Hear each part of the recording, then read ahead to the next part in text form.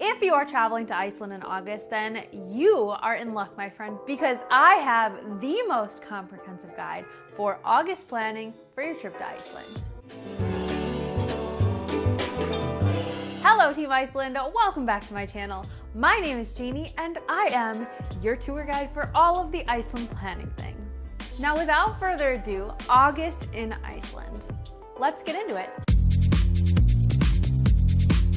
So August in Iceland is kind of this magical month where you still have the long daylight hours, but the nights are getting a little darker. So all in all, it's a pretty good time to travel because you still have these long days, but the midnight sun is going away, so you can at least get some sleep. The beginning of August has 18 hours of daylight, and remember, we're now losing daylight hours, so at the end of the month is down to 16 hours of daylight. The weather in August is still pretty much considered summer, so you're thinking nicer temperatures, beautiful green grass, and not only that, but the animals are running around and the tours are all on, and it's somewhat warm, with the average temperatures being from 10 to 15 degrees Celsius or 50 to 60 degrees Fahrenheit. You can still expect plenty of sun, but also always be prepared for wind and drizzly rain. One of my absolute favorite things about August is,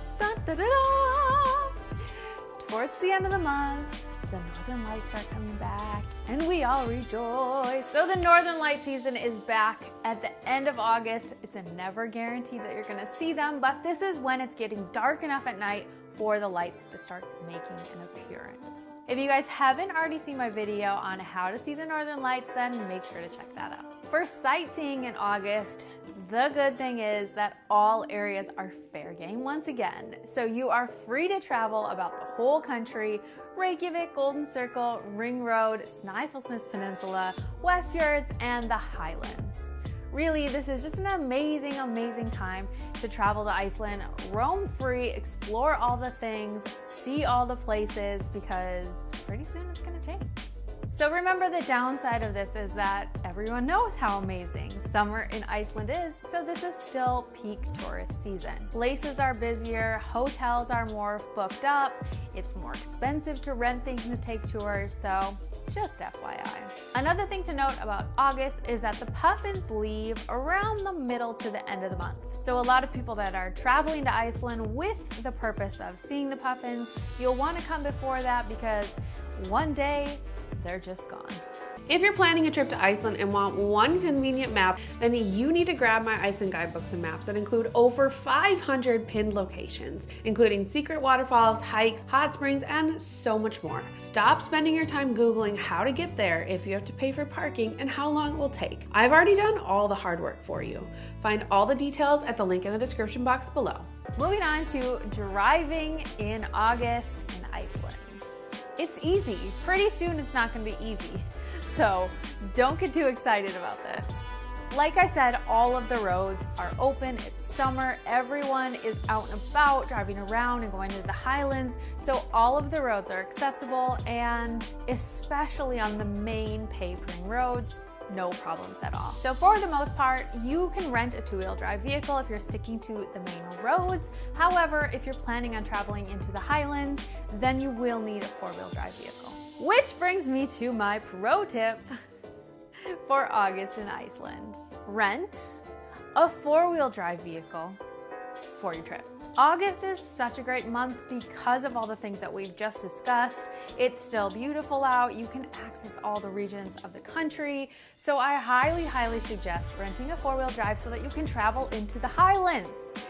Take advantage of this beautiful time of year and get into some of the least traveled places of Iceland.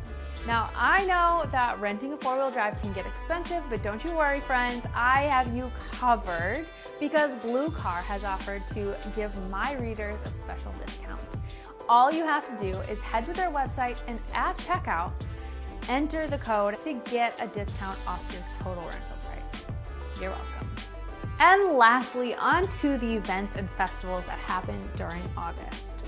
The first one is called Þjóðhátíð, and this is an outdoor music festival that takes place in the Westman Islands. This is literally the most anticipated weekend of the whole year for a lot of locals. So if wearing lopa paces with the locals on an island off of the coast of Iceland, listening to outdoor concerts and dancing around bonfires sounds fun to you, then you are gonna wanna head to Þjóðhátíð. Just know that you have to book tickets really far in advance, so you can't just pop on in. And then also, traveling along South Iceland at this time of year is usually really busy traffic-wise because that's where all the locals are going. Another festival happening in August is called Menningarnótt. So this is a cultural festival that's happening in Reykjavik, where you can find music, art, and other activities going on. This is kind of marking the end of summer for the locals, so it's a really fun time around the city. You can find a lot of things to do. And one of my all-time favorite events is the Reykjavik Pride Festival. So Iceland is already really progressive in the LGBT community, but this weekend is extra special. There's a huge parade. There's literally glitter unicorns, rainbows everywhere. It's so much fun. So if you're in the city, then you are in for a treat. Lastly, you guys, is a fireworks show at Jökulsárlón Glacier Lagoon. What, Jeannie? Yes, that's right.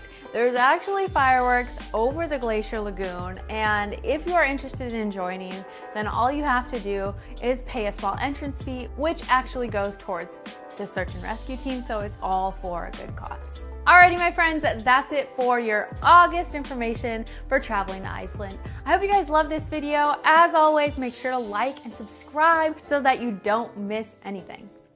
I'll see you guys next week for our next Iceland video, but until then, happy planning, friends.